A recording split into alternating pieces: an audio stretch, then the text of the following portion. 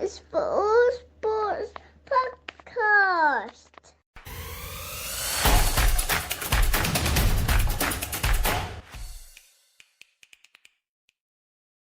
Welcome to the All Sports Podcast with me, Matt, and today, Joel. How are you, mate?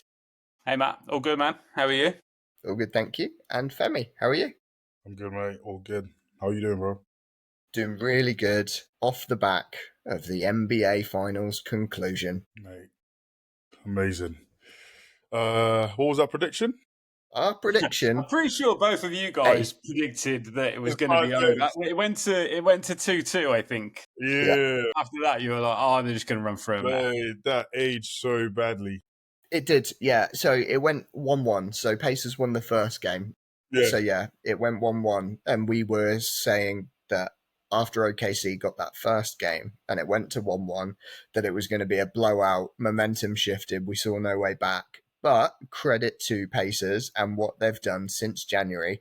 They were the team on form for the last 5 months, and it proved. And they put up a phenomenal fight against the number one seeded team. And yeah, OKC came through in the end and won 4-3, but it was not a foregone conclusion, like we and many others thought that it may be, especially playing in Indiana. That home crowd advantage there was huge, and their players turned up to it as well. Yeah, for sure. Like, as you rightly said, we predicted, the series to end in 5 games, and like they really surprised us. And credit to them, man. Like they came out firing all throughout the season. They proved us wrong. Starting with obviously the star player Halliburton, he was called overrated, and he showed that he's truly a star in this league. And you got to give them, a tremendous amount of credit. Even Pascal Siakam, he went from the Toronto Raptors, and of course he had that whole period where basketball stopped being fun. And I think he was speaking about in an interview. You get traded, you literally have to move your whole life apart from a different, from one state to another, and you have no control of your future. So for him to still find joy in basketball and even make it through to the NBA final, like, it's just amazing for them. But speaking about the final in itself, Game 7, as we all, love basketball when it comes to Game 7s, it was a good game. Started off really well. Halliburton, he got hot as well. He went 3. I think it was a 3 for 4. Yeah. Was it 3? Well, he went 3 in a row, but it was three and 4. Yeah. Yeah, 3 and 4. So like he gives you 9 points. He got 3 and 4 on 3-pointers. That is true. Yeah, exactly. And he got hot. So you could already tell the sort of game, he was heading into, his mindset heading into as well, because the previous game, he struggled, which wasn't too much of his fault because he had the calf strain as well. So, for him to come into Game 7 with that mentality of, just push through it, whilst he's injured. Like, you never get, like, Game 7s, you never get to play a Game 7 very often in an NBA final. Like, this is the one opportunity he got. He took it. He knew the risk. He understood it. But still, he wanted to play. He wanted to be there for his team. And unfortunately, it's cost him as well. It's probably cost him, the following season, being out of the ACL injury. And I felt so sorry for him, man. Like, the tears on his face, the pain, you could just tell it hurt so much. It just reminded me. It looks like ruptured Achilles, doesn't it? Yeah, exactly. So it reminded me of obviously different injury in different sport, where Ronaldo hurt his knee in the final against France, and Portugal played France in the Euros. But it was similar in that sense. Like, you're the star player, your team needs you, and then obviously the result was different in this sense. But I felt so sorry for him, man. Honestly, like, I saw his dad as well in tears. It's devastating. Like, you work all this way, to get to an NBA final, and then to have that taken away from you, through injury. Like, but still, you got to give credit to OKC. They didn't let it fluster them. Like, they came out firing. SGA has been phenomenal all throughout the series. I think even the whole season. The last time we had a player who was the top scorer, also the MVP player for the season, and the NBA Finals MVP, was 15 years ago. And I'm pretty sure that was LeBron James. I mean, that even speaks to the longevity of how long LeBron's been playing. That's crazy. Yeah. I mean, someone fact check that, but I'm pretty sure it's LeBron. But either way, like, just like the whole game was fun. The fact that Indiana as well were literally a point ahead going to halftime, it just speaks on how competitive it was. It wasn't flashy. It wasn't a game that had a lot of eyes on it, given the market of both teams, but still it was exciting. The true basketball fans really enjoyed this one because it was good. That's what's interesting. Obviously, Halliburton came off in the first quarter, and Pacers were still up by 1 point at halftime. And that's what's interesting as we talk about what if with Halliburton, would they have won, would they have lost? Well, they were in the lead without him. He played 7 minutes, and those 7 minutes he did contribute a lot. Those nine points counted a lot, and there was a lot of momentum with the Pacers at that point. Mm-hmm. And OKC wrestled it back, and it was very scrappy in the first quarter and a half. But the players that came on, like TJ McConnell specifically, he was phenomenal. He played an incredible game, played the game of his life. There you go. Knowing what they needed to do to turn up in place of Halliburton. And it was a shame. It was a shame that they lost out. But the intensity from the bench from OKC was also there as well. So although Pacers bench had to come on because of Halliburton's injury, OKC and what we've seen from them all year with a young and deep bench, that's exactly what they did. You had Alex Caruso came on, and he was so intense in the third quarter specifically. The steals and the turnovers that he was getting just changed the dynamic of the game. And after the third quarter, it looked like a done deal. They got 18 points from turnovers in the third quarter, and Pacers got none. Yeah. So that was the big momentum shift for me. Third quarter was where it was all won. And it was done on turnovers, and it was that intensity that they came out after halftime in the locker room. Don't know what was said. Would love to know what was said. Hopefully we'll see that in the Netflix documentary following Shea, but that's where it was won for me. Absolutely, man. Like, they're the best defensive team, in the league, and they showed it. All throughout the season, they have been dogs when it comes to the defensive play. Like, they're just... Like they actually chase and die for loose balls, and as you rightly pointed out, like Caruso, he's almost the head of the snake in that regard. Like, he anchors his team, like he pushes them, to think defensively, to think that being defensive wins championships, and they prove that. You know what I mean? Like they came out firing. They're just a really special team, and like they have some ball players, like some all-star ball players. I mean, Chet Holmgren. He is not just one for the future, but one for now. Like, we're making comparisons with him and Wembanyama the other day because obviously they're both rightly so. Also really gifted bigs, and they just play like point guards. Like he's a special player. Jalen Williams, another special player, 40 points in Game 5, which was huge as well. So you got to give him a lot of credit, man. And the thing about Jalen Williams as well is his mindset heading into these games. It's like you drop 40 points in Game 5, and then coming into Game 6, you're minus 40. Like, you are almost opposite ends of the play, but going into Game 7 to be able to reset, to refocus, go in the mindset that, listen, we have to dominate, we have to play to our very best, especially in front of the home crowd. That it is, it's phenomenal, man. You have to give them a lot of credit. Like, they've been great all season. They've been beautiful to watch. They've been fun as well. I've really enjoyed watching them play, and they're a really young team. So I think in the last 7 years, we've had 7 different teams win the NBA championships, and which also credit to Adam Silver. He's trying to make this league a lot more competitive. A lot of the bigger markets in the past. A lot of manipulation going on to make that happen. Well, allegedly. Right, okay. Alleged manipulation. Like, listen, Dallas getting the number 1 pick is crazy to me, but listen, we're not going to go there. But yeah, like, just he's tried to make this league a lot more competitive, probably slightly to their own detriment in terms of the market, because now literally anyone's capable, not anyone, but like, it's the league's so deep now. Any 14, 18, the top 18 teams are capable of winning the championship, which is exciting from a fan perspective. But when the bigger markets aren't making it through to the final, you're not getting viewers. You're not getting people paying attention to basketball in itself. So it's like, you got to pick what you want. Do you want, more competition, or do you want more star players, within in the final? And they are getting the balance right, I believe. I think, you want to promote competition. You want to promote, a fair play as well within the team. So I think, it's quite good for the league, but I also think it's good for the fans as well. Yeah, I think the league is better set up next year now than it was last year. Off the back of last year, we thought that the Celtics may repeat, could even see it being bigger than that and more dominant than that.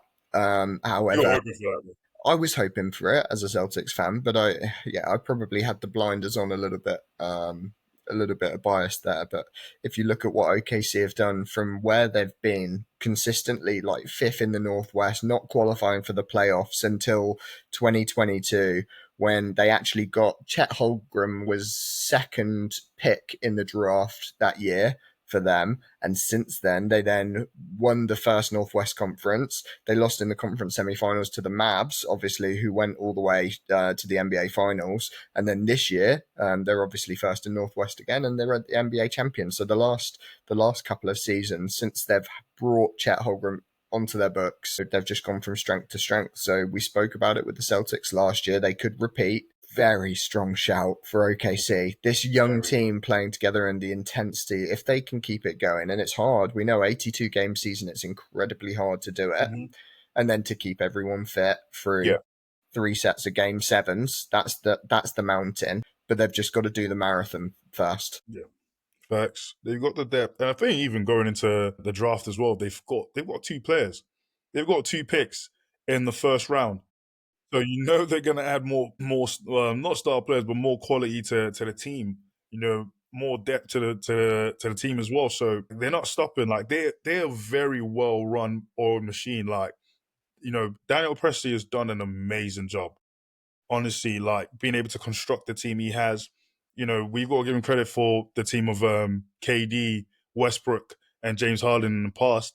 But then to go through that period where you have 3-star players who could have won OKC the championship, who didn't, and now you've gotten a new set of players, young players who are hungry, who are talented as well, and you still have even more to add on the draft. Man, credit to him, man. Dan Presti. I was surprised when I read today that it's their first championship since the franchise moved from Seattle. I just had in my head that they'd won one because they'd had that era where they had Durant and Westbrook, and I feel like there was someone else as well. Yeah, Harden. Harden as well. I said now Westbrook. I mean, my apologies, Sam. Sam Presti. Yeah, I just had it in my head that team had delivered a title. They must have got close. Yeah, they got close. Yeah, they made it to the finals with they played LeBron. Had the Cavs. Yeah, they played the Cavs. No, sorry, not the Cavs. Miami with LeBron, D Wade, and Chris Bosh. Like, I mean, that's a 3-headed monster in itself. So yeah, and they were a really young team at the time. So it's a shame they actually never went back to the NBA Finals. But I think that's just how competitive the league is. Now to come back and still, Sam Presti, he's a genius, man. Honestly, he's a genius. Yeah, to rebuild that again, get them competing again. And this time, obviously, they've got the championship under the belt. You've got the team, a young team again in place, but you've got the championship under the belt now. So maybe more likely that, you know, you never know with these American sports, things can change quite quickly, but maybe more likely that players will stick around. Oh, for sure. They certainly can change quickly. This is trade season now, but trade season kind of has been capped off. It kicked off with the Anthony Edwards switching with Doncic trade. Doncic obviously going to the Lakers. It's been bookended by Kevin Durant going to the Houston Rockets from Phoenix Suns, which is a massive trade, given Houston Rockets this year where second seed in the West. It's what does that star power do to them, and what level does he raise in the locker room for next year? Mate, I'm excited. You know, and Houston should be excited as well. Like, you've got KD, who's still at 35. I mean, to be fair, 35 was still playing at a very high level. Also, you still got, you know, Ime Udoka, who is, you know, the captain of the ship. Like, he's a brilliant coach. Like, he was a massive loss to the Celtics. I know they won the championship, but I actually feel if Ime Udoka was still at the Celtics, they probably would have gone back to back. I'm fairly confident they would have gone back to back. He's that good of a coach. He tried to get the best out of Jalen Green. You know, Jalen Green, it was his first playoff. Probably too young, probably too raw. He will be a good player. But obviously, you know, tough decisions had to be made. He's playing for you know, the Suns now, but I think it's exciting times for Houston Rockets. I know they haven't got that much depth now. Not now that they traded a couple of players out to get him. I know. And what, they've got to trade like 5 picks as well. Like, you can't, not much wiggle room unless they go into the free agency. And there are quite, some brilliant players in there who are free agents. You've got James Harden. They could reunite with KD again. I mean, you could have Westbrook, someone coming off the bench, almost have an OKC, reunion, on that squad. But I still think, having KD, you've always got a chance. I mean, I know it didn't work out in Phoenix Suns, but I think that team probably had a lot more going on than just the players. Yeah, so we've actually got the NBA draft this Thursday. Well, yeah, it's this Wednesday night, so in a couple of days' time. Right, that quick after the finals. It's that quick, and then the season doesn't actually kick off again until October, late October. So we've got a few months break in the off season. But the big thing that we're looking forward to this Wednesday night, Thursday morning UK time, is Cooper Flag getting signed by the Dallas Mavericks. They rigged that, man. They've got allegedly. Please say allegedly. Don't want the channel to get taken down. So, Joel, obviously there is a conspiracy that allegedly the NBA want LA Lakers and New York Knicks to have the most prominent franchises. It's where the most eyeballs are. It's where the biggest following are for those teams. Nice to know that all sports have their conspiracy theories, but exactly. Yeah, NBA is not any different to that. And they got Luka Doncic from the Mavs. Like, why would the Mavs get rid of a generational talent in Luka Doncic? No one knows.